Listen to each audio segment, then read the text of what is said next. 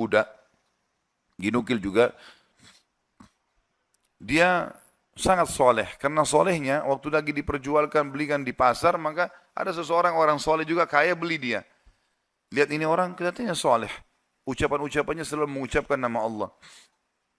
Diajak ke rumahnya orang soleh ini, orang kaya ini, lalu dikatakan, pilihlah tempat yang kau mau. Ada banyak budak-budaknya yang pekerja, pilih yang kamu mau. Dia tunjuk tempat yang paling pojok dan sudah agak rusak. Dia bilang ini saja. Kata tuannya, kenapa kau pilih tempat ini? Dia bilang, karena tempat ini akan menjadi indah kalau digunakan berhubungan dengan sang raja. Allah subhanahu wa ta'ala. Kata tuannya, baiklah terserah. Diperbaiki sama dia, kemudian dia mulai ibadah. Tuannya satu malam merasa gelisah. Merasa gelisah, dia tidak bisa bergerak, ya, tidur maksudnya. Maka dia bilang, saya keluar, saya kontrol rumah. Saya lewat di rumahnya atau di ruangannya budak gitu. Saya lihat atap rumahnya seperti terbuka dan ada cahaya yang masuk ke dalam.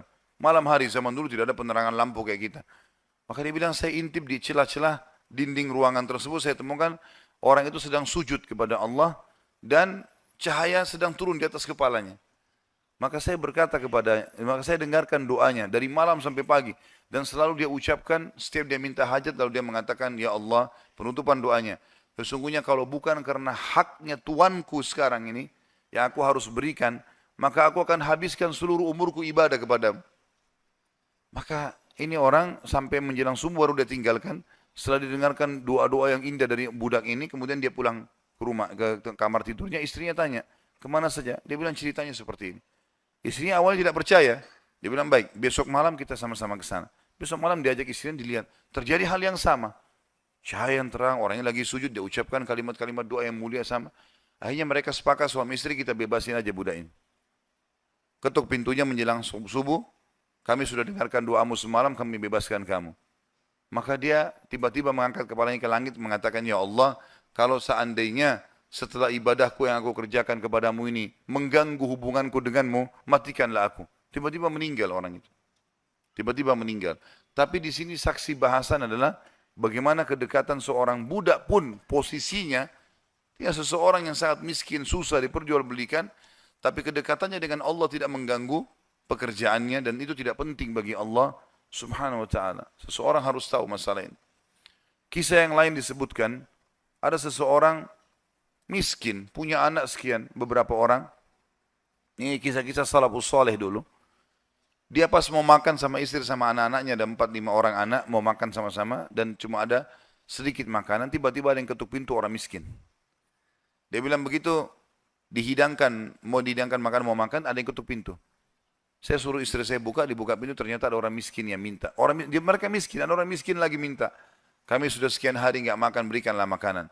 Istrinya tanya dia, kasih makanan. Dikasih makanan semuanya. Karena kalau dibagi dua juga nggak cukup. Orang itu juga punya anak banyak.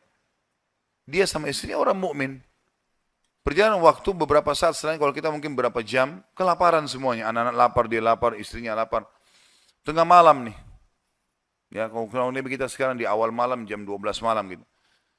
Istrinya bilang, bagaimana? Anak-anak menangis semua kelaparan. Kita juga kelaparan semua. Dia bilang, baiklah, saya akan keluar, saya akan cari rezeki Allah. Nanti Allah akan kasih nanti.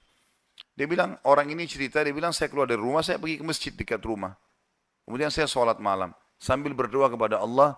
Dan kalimatnya, saking manjanya sama Allah mengatakan, ya Allah, sesungguhnya engkau tahu, kalau saya dan istri saya dan anak-anak saya kelaparan malam ini. Jadi bahasanya semua dirincikan, minta kepada Allah pada hal-hal yang kecil pun, minta makanan kepada Allah.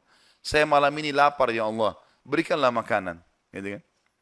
Dikatakan dalam kisah ini, ada seorang amir bisa kita katakan raja atau gubernur wilayah itu, sudah seminggu gelisah, mau bertobat kepada Allah. Sudah seminggu gelisah mau bertobat kepada Allah. Maka dia pun gelisah. Amir ini malam itu dia nggak bisa tidur.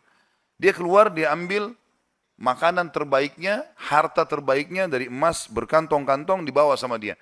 Dia bilang, ya Allah, sebagai bentuk taubatku kepadamu, maka aku akan membagikan ini kepada orang yang membutuhkannya malam ini. Dan aku tidak akan memegang tali kekangan kuda ini, aku akan biarkan dia menuju ke arah yang manapun kau pandu. Maka kudanya pun jalan hanya masuk ke dalam masjid yang ada orang susah tadi. Ini kisah nyata. Pada saat masuk dia bilang, Amir ini bilang, saya tidak tahu kenapa kuda saya ke sini. Tapi ini rumahnya Allah. pasti ada sesuatu. Dia bilang saya turun dari kuda, saya masuk, saya temukan orang itu lagi berdoa. Dan doanya minta makanan. Maka saya pun berkata kepada orang tersebut setelah dia salam, saya sudah dengarkan doamu dan saya salah satu hamba Allah, dia bilang, dan saya pemimpin amir ya, wilayah ini, saya niat taubat dan saya ingin memberikan ini, maka saya berikan kepadamu. Ambillah harta ini, uang ini cukup untuk dia menjadi orang kaya karena banyak sekali dan makanan juga sudah cukup. Dan dia bilang, amir ini bilang, pemimpin ini bilang, kalau seandainya kau butuh apa-apa datang ke istana saya saja.